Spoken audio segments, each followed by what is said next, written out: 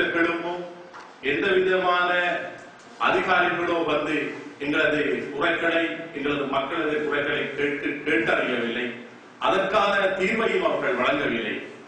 ஆனால் இன்று ஒரு ஜனார்த்தவாதி, மக்களை புரிந்து கொண்டவர், ஒரு அன்பானவர், எந்த விடயத்தையும் சரியான முறையிலே நுணுக்கமாக நுட்பமாக அதனை அறிந்து எமது மக்களுக்காக, தமிழ் மக்களின் தேவையை நிறைவு செய்யக்கூடிய ஒரு புரிந்துணர்வுள்ள ஒரு அமைச்சர், ஒரு தமிழ் அமைச்சர் கிடைத்திருப்பது தமிழ் மக்களுக்கு ஒரு பெருமிதமான ஒன்று.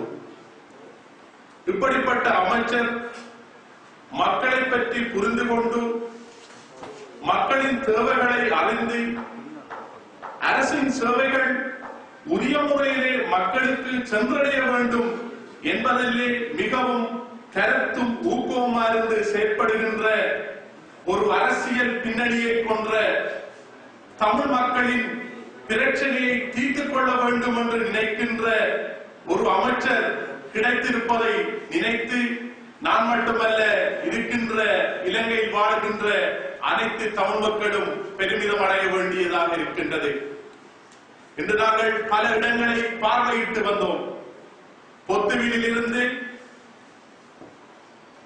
மற்றும் தாண்டையடி, 60ஆங்கட்டை,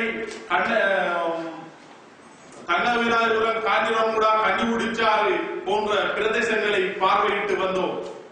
அந்த பிரதேசத்திலே மக்களின் குறைகள் என்னவென்று நேரடியாக கேட்டு எமது அமைச்சர் அவர்கள் அறிந்து கொண்டார். இந்த மக்கள் படுகின்ற அல்லங்களையும் துன்பங்களையும் கண்டு அவர் வியந்திருப்பார் என்று நான் நினைக்கின்றேன். இந்த யுத்தத்தினாலே, இந்த 30 வருட கால யுத்தத்தினாலே தாங்கள் வாழ்ந்த இடங்களை விட்டு நகர்ந்து வேறு இடத்திலே வாழ்ந்து கொண்டிருக்கின்றார்கள். இருப்பதற்கு இடமும் கூட இல்லாமல் தனித்து போய் தங்களை தாங்கள் நிம்மதியாக நிற்கின்ற ஒரு நிலைமை, சந்தர்ப்பம் காணப்படுகின்றது.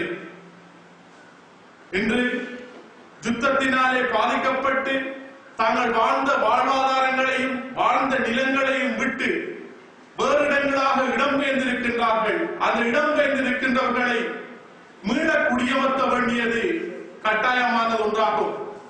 அவர்களை மீள குடியேற்றப்படும் பொழுது அவர்களுக்குரிய வசதி சரியான முறையிலே செய்து கொடுக்கப்பட வேண்டும். அந்த வீடுகள் சரியான முறையிலே அமைக்கப்பட வேண்டும். அமைக்கப்படுகின்ற வீடுகள் ஒரு வெறுமனே ஒரு அறைகளோடோ அல்லது 2 அறைகளோடு இருந்து அவர்களது தேவைகளை பூர்த்தி செய்ய முடியாது. அவர்களுக்கு கொடுக்கப்படுகின்ற வீடு, அவர்கள் இருக்கின்ற இருப்பிடம், அவர்களின் மனநிலைமையை மாற்றுகின்ற ஒரு இருப்பிடமாக அமைய வேண்டும். அவர்களுக்குரிய சகல வசதிகளும் அந்த இடத்திலே அமைக்கப்பட வேண்டும். நீர் வசதி, மின்சார வசதி மற்றும் அவர்களின் பொழுதுபோக்குக்கான டிவி, அப்படிப்பட்ட வசதிகள், மேலும் அவர்களது ஜீவனோபாயத்தை வளர்த்தெடுக்கின்ற அவர்களின் வாழ்க்கை தரத்தை உயர்த்துகின்ற ஒரு நடவடிக்கைகளை உருவாக்குகின்றதான ஒரு அமைப்பை அந்த இடத்திலே உருவாக்கப்பட வேண்டும். அப்படி சிறந்த முறையிலே அமைக்கப்படுகின்ற வீடுகளில் வாழுகின்ற பொழுதுதான் தாங்கள் யுத்தத்தினால், தனது மன அழுத்தத்தினால் வாழுகின்ற மக்களை ஒரு சிறந்த ஒரு நிலைமைக்கு அவர்களை கொண்டு செல்லக்கூடியதாக இருக்கும். இந்த நல்லாட்சியிலே, இந்த சிறந்த ஆட்சி என கருதப்படுகின்ற இந்த ஆட்சி சரியாக இருக்க வேண்டும் என்றால் தமிழ் மக்களுக்குரிய வாழ்ந்த நிலங்கள், வாழ்வாதாரங்கள், இழந்த இழப்புகள் அனைத்தும் ஈடு செய்யப்பட வேண்டும். அவர்களுக்குரிய தேவை எப்பொழுது பூர்த்தி செய்யப்படுகின்றதோ அப்பொழுதுதான் இந்த ஆட்சி நல்லாட்சி என சொல்லப்படும். இன்று சிறைச்சாலையில் வாழுகின்ற எமது அரசியல் கைதிகளை எடுத்துக்கொண்டால் அவர்கள் தங்களது குடும்பங்களை விட்டு நிர்கதியாகி சிறையிலே வாழ்கின்றார்கள். அவர்களை விடுதலை செய்ய வேண்டியது இந்த அரசின் கடமையாகும். மிகவும் இக்கட்டான நிலைமையிலே அவர்கள் தனது சிறையிலே வாடிக்கொண்டிருக்கின்றார்கள். அதே நேரம் இதனை விட பாரதூரமான குற்றச்செயல்களை செய்தவர்கள் சந்தோஷமாக வெளியிலே உலாவிக் கொண்டிருக்கின்றார்கள்.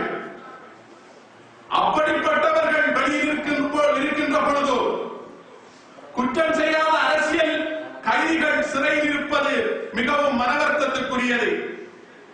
அவர்களுக்குரிய நிவாரணத்தை வழங்கி புனர்வாழ்வு அளித்து அவர்களுக்குரிய தேவைகளை நிறைவு செய்து அவர்களது வாழ்க்கை தரத்தை உயர்த்துவதற்கான நடவடிக்கைகளை முன்னெடுத்து அவர்களை விடுதலை செய்ய வேண்டும் என்று எமது சிறைச்சாலைகள் மறுசீரமைப்பு அமைச்சரும் ஒரு ஜனார்த்தவாதியுமானவர்கள் நான் இந்த இடத்திலே கேட்டுக்கொள்ள விரும்புகின்றேன். ஆகவே இந்த அனைத்து காரியங்களும் சிறந்த முறையிலே நடக்கும் என்றால் அது நல்லாட்சியாக கருதப்படும். அப்படி நடக்காவிட்டால் இந்த ஆட்சி சரியான முறையிலே நடைபெறாது என்பதனையும் அதற்குரிய ஆதரவை தமிழ் தேசிய கூட்டமைப்பு இடைநிறுத்தும் என்பதனையும் இந்த இடத்திலே நான் கூறிக்கொள்ள விரும்புகின்றேன். தமிழ் மக்களின் ஏகபிரதியான தமிழ் தேசிய கூட்டமைப்பு தமிழர்களின் உரிமைக்காகவும் தமிழர்களின் உடமைக்காகவும் தமிழர்களின் தேவைக்காகவும் போராடுகின்ற அமைப்பு. இந்த அமைப்பு உரிமைக்காக தனது மக்களின் தேவைகளுக்காக முன்னெடுத்து செல்லுகின்றது. பல முன்னெடுப்புகளை முன்னெடுத்துக் கொண்டிருக்கின்றது. அநேகமாக இந்த வருடத்திலே தமிழ் தேசிய கூட்டமைப்பின் தலைவர் ரா சம்பந்தனின் தலைமையிலே தமிழ் மக்களுக்கான தீர்வு எட்டப்படும். இந்த தீர்வானது வடகிழக்கு இணைந்த ஒரு சமர்ச்சி முறையிலான ஆட்சியை உண்டுபடும் என்பதனை இந்த இடத்திலே கூறிக்கொள்ள விரும்புகின்றேன்.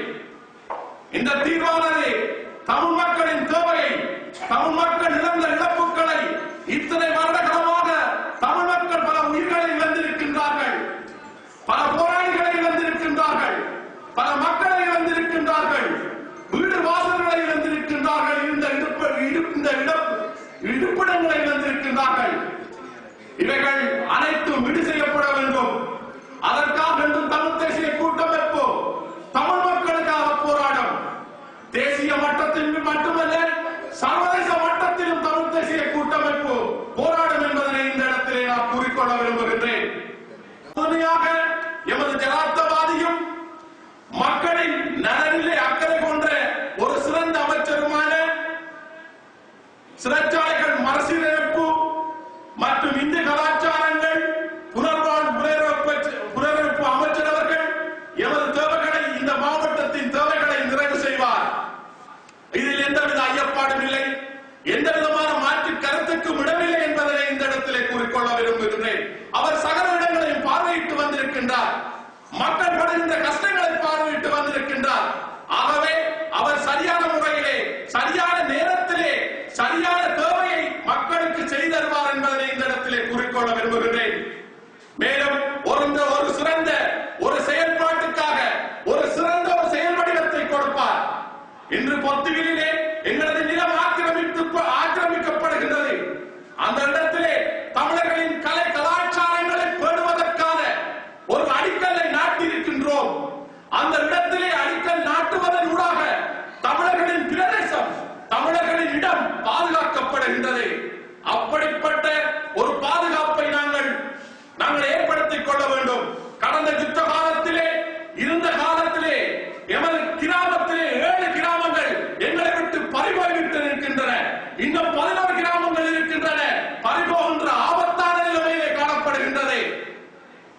எங்களது நிலங்கள் பறிபோயிருப்பது மிகவும் கவலைக்குரியது. எமது கலை கலாச்சாரங்கள் எல்லாம் வீணடிக்கப்பட்டிருக்கின்றது. எமது சமூகத்தை சிறந்த ஒரு கல்வி சமுதாயமாக மாற்ற வேண்டும். சிறந்த ஒரு கல்வி சமுதாயத்தாக மாற்றுகின்ற எப்பொழுதோ அன்றுதான் எமது பிரதேசம் வளர்ச்சி அடையும்.